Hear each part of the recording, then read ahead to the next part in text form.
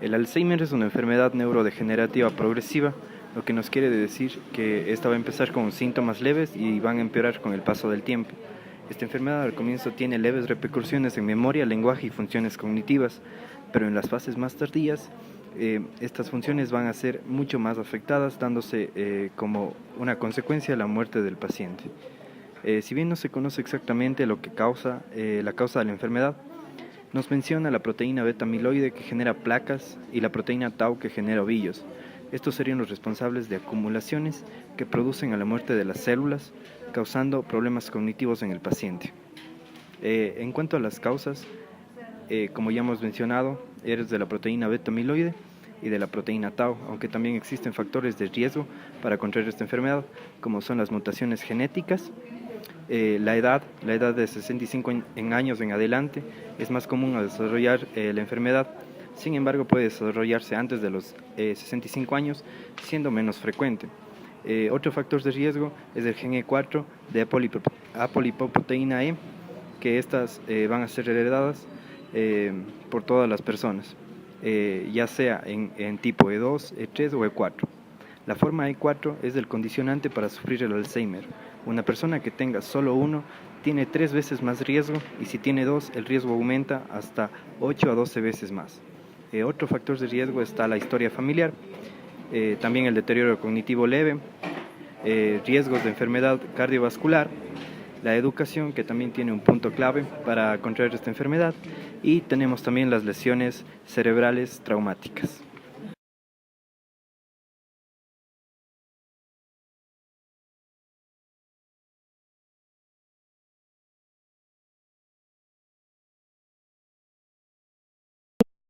Signos y síntomas.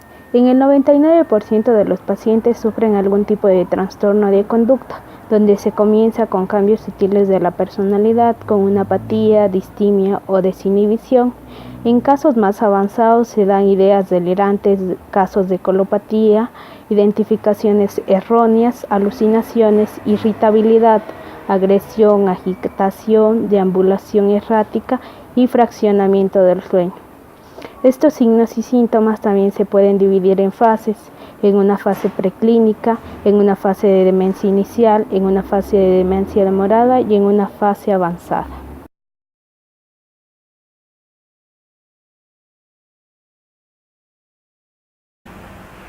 Bien, en la enfermedad del Alzheimer, con respecto a su fisiopatología, podemos tener dos, podría decirse, hipótesis, porque no se sabe perfectamente hasta el día de hoy cuál es la causa o la etiología, digamos, real o verdadera o principal que produce el Alzheimer. Bien, en este caso tenemos que existe una formación de placas seniles y también la formación de ovillos neurofibrilares. En el caso de las placas seniles, que básicamente van a estar constituidas, o la sustancia más importante es la sustancia beta-amiloide.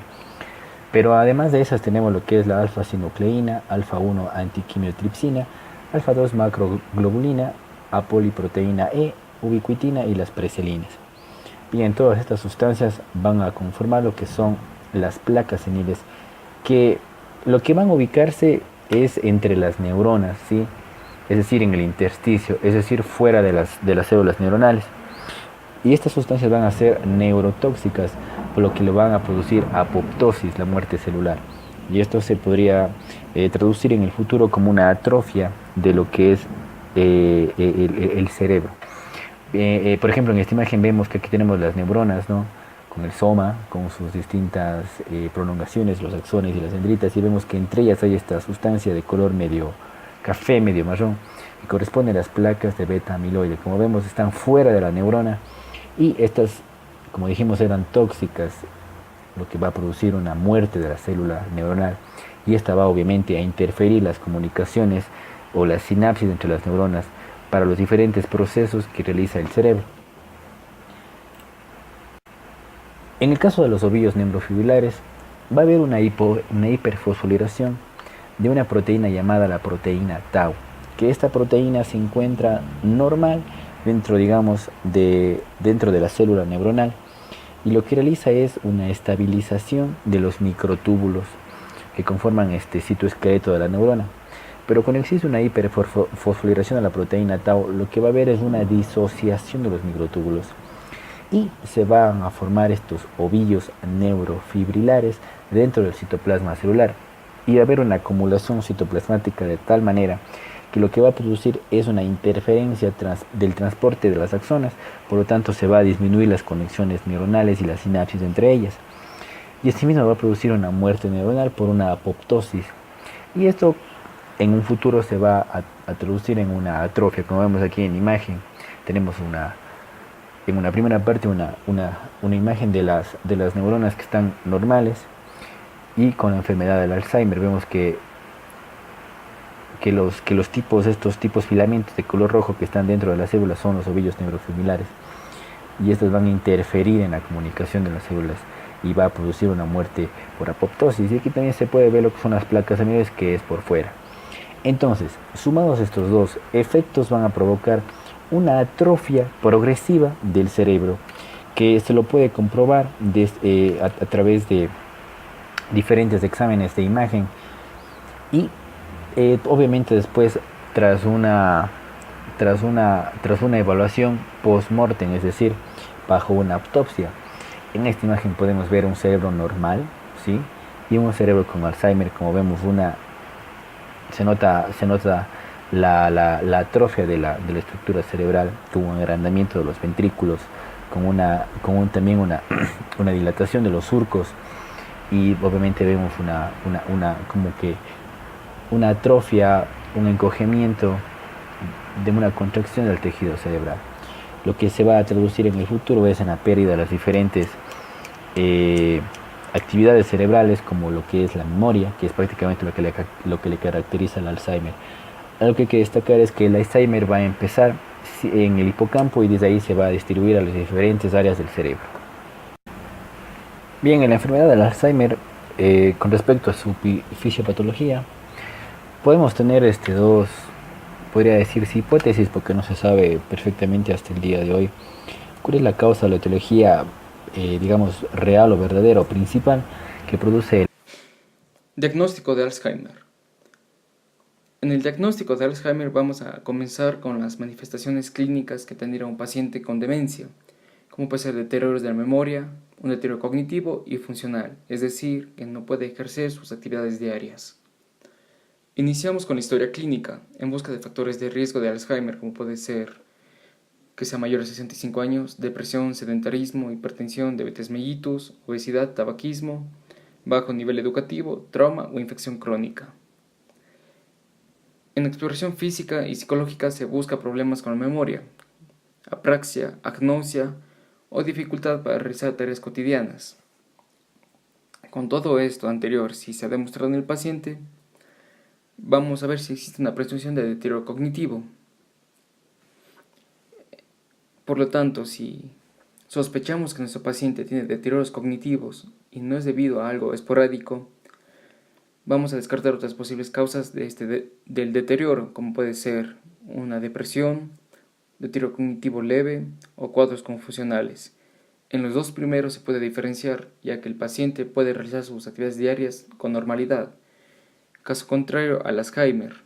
Y en los cuadros confusionales podemos ver que puede ser causado por otros elementos como sustancias tóxicas, infecciones, hipotiroidismo, falta de vitamina B12, y también en las sustancias tóxicas puede ser por alcohol, puede ser por sustancias como cadmio,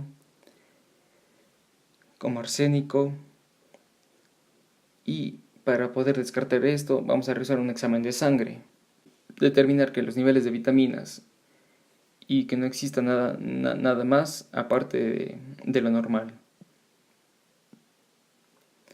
Utilizamos el mini examen mental de Feinstein para ver si el paciente tiene una puntuación menor de 23, lo que ya nos daría un signo de demencia o de deterioro cognitivo, ya siendo objetivo.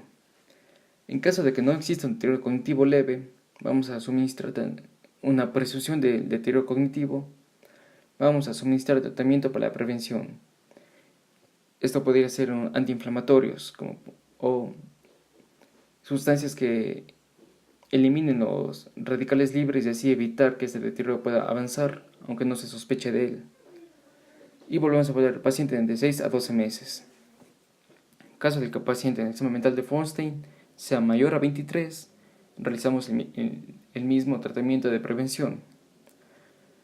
Después de todo esto vamos a tomar una radiografía o una tomografía.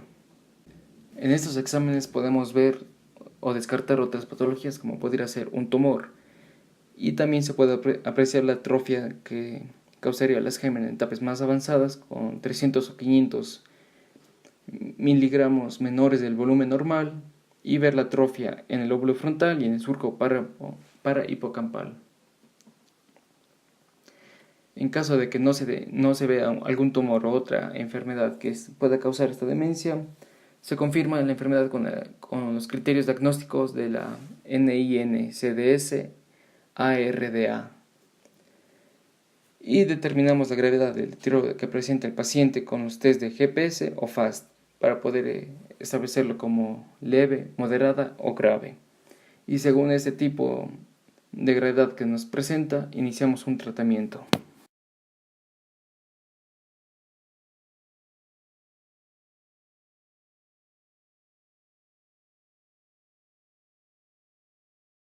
Tratamiento para el Alzheimer. Tenemos dos tipos de tratamiento: un tratamiento no farmacológico y un tratamiento farmacológico. En el tratamiento no farmacológico vamos a utilizar estrategias de integración social y mejoramiento de las funciones mentales. Y también vamos a concientizar sobre qué factores de riesgo pueden eliminar o controlar esta enfermedad. Ahora, dentro del tratamiento farmacológico tenemos que utilizar fármacos que puedan tratar o prevenir las infecciones asociadas al Alzheimer, como por ejemplo la hipertensión, la diabetes mellitus, la glucemia, la dislipidemia, la depresión, el insomnio y otros ejemplos más. Ahora tenemos lo que es un tratamiento para el Alzheimer según la gravedad de esta enfermedad. Se pueden clasificar en dos tipos: un tipo leve a moderada y un tipo moderada a grave. Dentro del tipo leve a moderada vamos a administrar medicamentos inhibidores de la acetilcolinesterasa, y dentro del tipo moderado a grave vamos a suministrar fármacos como la memantina y conjuntamente con otros fármacos asociados. Ahora, después de realizar este tratamiento vamos a evaluar dentro de 2 a 4 semanas para observar si existen o no efectos adversos. Para ello vamos a apoyarnos en escalas de FAS y en la escala de GDS, que sirven para ver el estado mental del paciente. Ahora, después de realizar esto, vamos a ver si el paciente tolera el tratamiento farmacológico.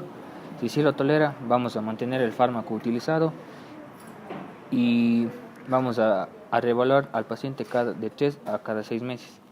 Ahora, si no le tolera el tratamiento, vamos a cambiar el medicamento por otro tipo de fármaco, o combinar a su vez dos fármacos diferentes.